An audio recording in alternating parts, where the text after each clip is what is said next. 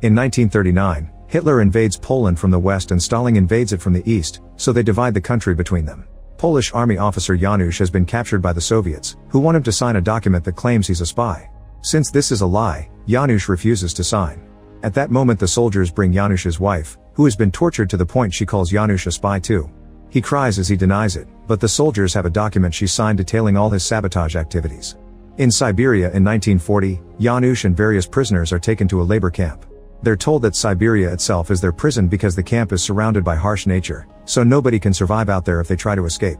Fugitives also get bounties on their heads, meaning the locals may kill them too. Then all the prisoners' heads are shaved. When it's time for dinner, they're given very small bowls of a watery stew. Many men have night blindness because of a vitamin deficiency. Smith accidentally drops some food and a desperate prisoner tries to grab it, but Smith quickly steps on it to protect it. Janusz takes pity on the guy and shares his own food, so Smith scolds him, saying that kindness can kill him here. After Smith walks off, Khabarov tells Janusz that Smith is an American who was captured just for being a foreigner. Janusz shares that he was given a 20-year sentence on fake espionage charges, and Khabarov explains that he's an actor who was arrested for playing an aristocrat in a movie. In the dorms, Vaka is playing cards for money. Khabarov tells Janusz that these are professional criminals and guards let them run things here, so everyone fears them. Some other prisoners were caught as slave labor. Janusz wonders about the possibility of escaping, but Khabarov says it's impossible and warns him that Stalin has eyes and ears everywhere. At that moment Vaka asks another prisoner for his jacket. When the guy tries to stand up to him, Vaka pulls out a knife and stabs him. Then other men take the guy's sweater and pass it to Vaka, who uses it to pay his debt.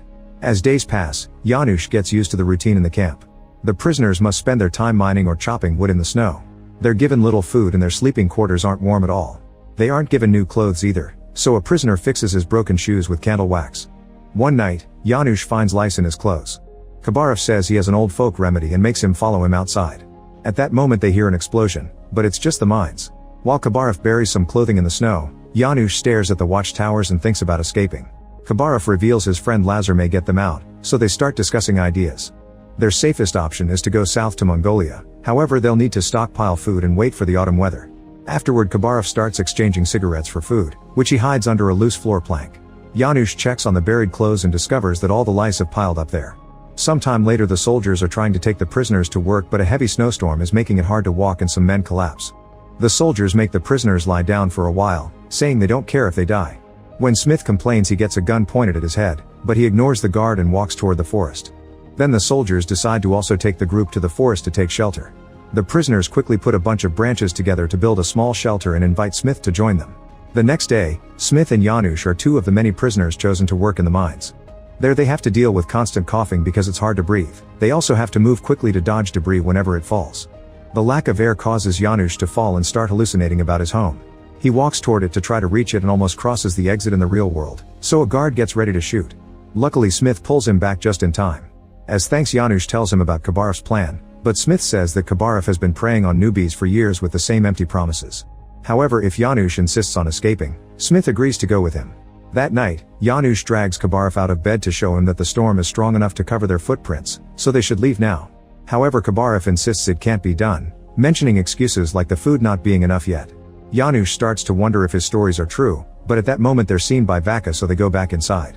Meanwhile, Andres learns that Kajik has been hiding his night blindness.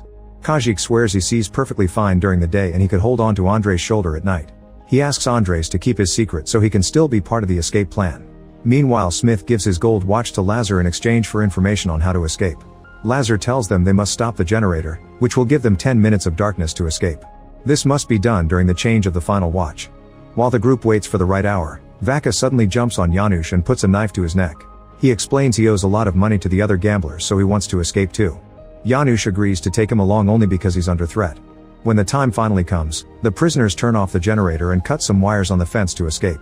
The alarm is quickly raised, but thanks to the storm, the guards have poor visibility and no sign of their footprints. They enter the forest with their dogs, hoping their noses will find the fugitives. The 7 prisoners are running as fast as possible through the woods. Eventually they get too tired to keep going, so Janusz reminds them that the dogs are fast and encourages them to keep moving. They try again, but the snow is blinding them, so they want to find shelter. Janusz refuses to stop now because this storm will stop the guards from finding them. He takes Vaka's knife and cuts bark strips from the trees, which they use as masks to protect their faces from the snow. Now they can keep walking without issues. Sometime later, when the storm finally stops, the group takes a break and puts all their resources together. Janusz notices that Vaka is wearing Kabarev's jacket, so Vaka explains that Kabarev almost betrayed them. However, Vaka managed to keep him quiet and took all his food. When they start traveling again, Smith privately tells Janusz that bringing Vaka was making a deal with the devil. They can hear howling in the distance, but it's only wolves. Days start to pass and Janusz guides the group by checking the moss and the sunlight for directions. Vaka is very impressed and promises to always protect him. The next time they take a break, Janusz explains that they still have 3 or 4 weeks to arrive at the local lake. There's only 1 week left of food, so they'll have to hunt or fish. Vaka wants to rob farms but the others refuse. Meanwhile, Kajik goes looking for wood but night falls, so his sight fails him and he gets lost. He starts wandering as he looks for the way back to camp, however the cold causes him to hallucinate. He sees his old teacher by his side and a city in the distance, thinking they've finally made it. When the others finally find him, they're devastated to see that Kajik has frozen to death just a few meters away from the camp. The group buries him and says a few words, although Vaka annoys everyone by pointing out that now they have 1 fewer mouth to feed. A few weeks later, the men are so desperate for food that they're grabbing bugs and eggs from nests. They're too exhausted to keep going, so they take shelter in a cave, where Tomasz starts drawing on the walls to stay sane. One night, Vaka asks Janusz who will die first and makes some comments that imply cannibalism. Suddenly they hear a noise and discover some wolves feeding on a dead animal. The men run and yell together, waving their sticks at the wolves until they run away in fear. Then Janusz watches how all his friends start eating directly from the animal's body like savages. Tired of this, Janusz decides to leave alone to find the lake and tells the others that if he doesn't return in a week, they must leave without him. After walking for a long while and hiding from the rain, Janusz starts having hallucinations again. However, a few days later he returns to the camp and tells the group that he's found the lake. After Janusz recovers from this journey, the group leaves together and walks for 3 days until they get to the lake. After freshening up, they start making their way to the border. While crossing the woods, they notice that someone is following them. They surround the person and Vaka almost attacks, but Janusz stops him just in time.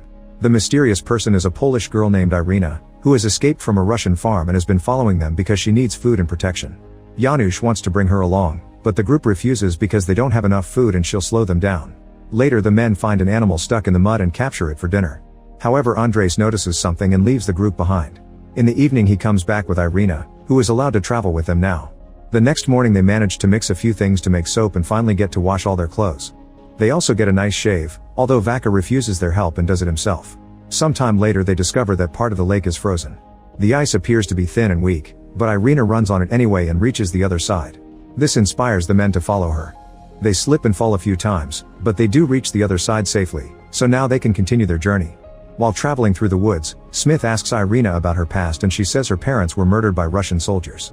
However, Smith notices a few inconsistencies in her story and realizes she's lying. She's actually from Jerem territory. He'll let it pass for now but makes her promise she won't lie again. Sometime later they see a town in the distance and think about sneaking in to get some food. However, they conclude they can't risk being recognized, so they'll have to walk around it through the woods. In the evening, the group realizes Vaka is gone and wonders if he betrayed them. At that moment Vaka comes back and Smith furiously jumps on him to insult him. Vaka empties his bag to reveal a bunch of dead animals and admits he had to kill a dog, but reminds everyone this is their only chance of survival. He also pulls out a bottle of alcohol he stole, saying it's his birthday. During dinner, Vaka sings a traditional folk song and Irina sings along, making him realize she lived on the streets like him. Now everyone finally knows she's been lying, so she shares the true story. Her parents were Polish communists who chose to live in Moscow to work for the revolution. They were arrested in 1937 under spy charges and their kids were sent to an orphanage. When Irina's brother died, she decided to run away. The next day the journey continues and the group is harassed by mosquitoes, causing them to end up with deformed faces because of all the bites. When they see some locals walk by, they notice that the mosquitoes don't follow them. They must stay hidden to avoid capture, but Zoran decides to come out and ask a man for his secret. The man gives him a necklace that keeps the mosquitoes away, and now the group can keep traveling in peace.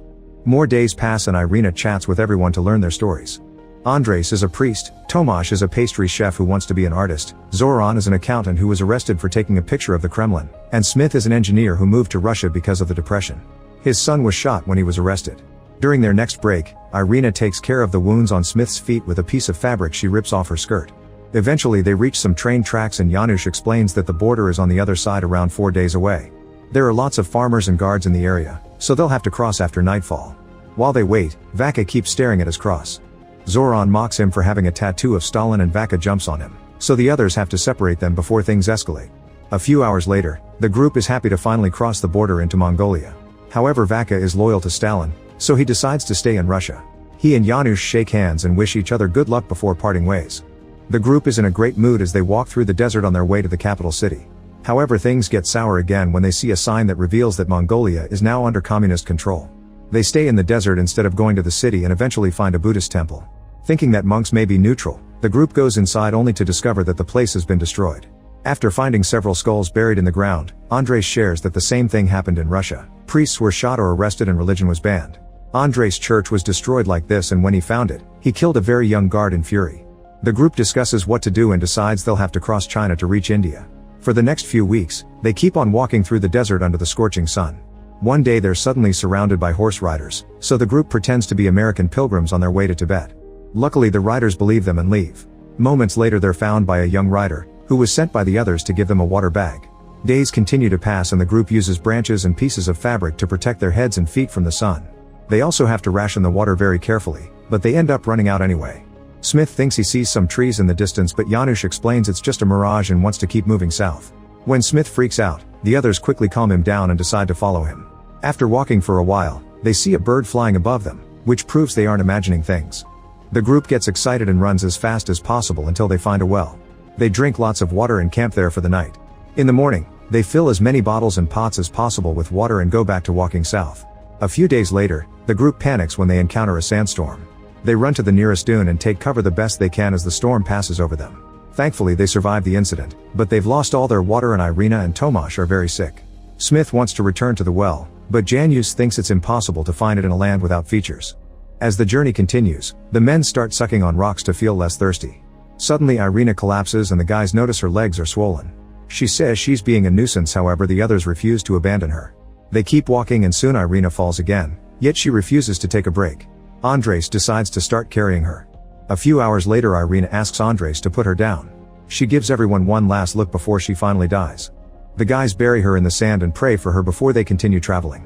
With every day that passes, the injuries on their feet get worse.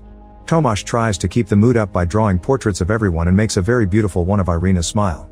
This is his last creation before he dies too, and he receives the same burial. A few days later Janusz sees some hills in the distance and says they should go there for water. Smith is too tired to move and tells them to leave without him.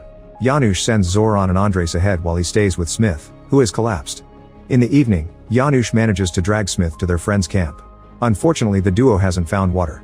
The next morning Zoran wakes up when he feels a snake moving between his legs. He starts following it until he finds a tiny puddle of water. The men lie down to drink from it and pour some into Smith's mouth since he can't move. Then they kill the snake and cook it for lunch. While eating, Andres loses a tooth. That night Smith tells Janusz that they should leave him behind and says this is his punishment for what happened to his son. However, Janusz refuses to abandon him and shares his hope to see his wife again. The next day Smith is inspired enough to keep going, and the group is lucky enough to find a river. This allows them to regain enough strength to head to the hills, and eventually they cross the Great Wall of China to reach the Himalayas. In these snowy mountains, they find a small monument marking Tibet. Sometime later, the group is found by a monk who confirms India is close before taking them to his Buddhist monastery. They finally get to eat real food again while the leader of the monks tells them that they should wait for spring to go to India since a snowstorm could kill them. Before bed, Janusz says they should leave now, but the others agree with the monk and want to wait. Then they share what they'll do in the future. Andres wants to join the fight against Germany and Russia, Zoran wants to take Tomasz's pictures to a newspaper, and Janusz can't return to Poland so he'll just keep walking. Smith wants to go home, so he'll go to southwestern China where one of the monks' contacts will smuggle him back to America. The next morning Janusz decides to leave alone. When Zoran and Andres notice, they say goodbye to Smith and go after their friend. Sometime later the trio finally reaches India and are received warmly by the locals, who immediately offer their help. For the next 50 years, Janusz continues to walk around the world. In 1989 Poland is finally free. Janusz finds his old home and opens the door with a hidden key. Inside he's happy to find his wife waiting for him.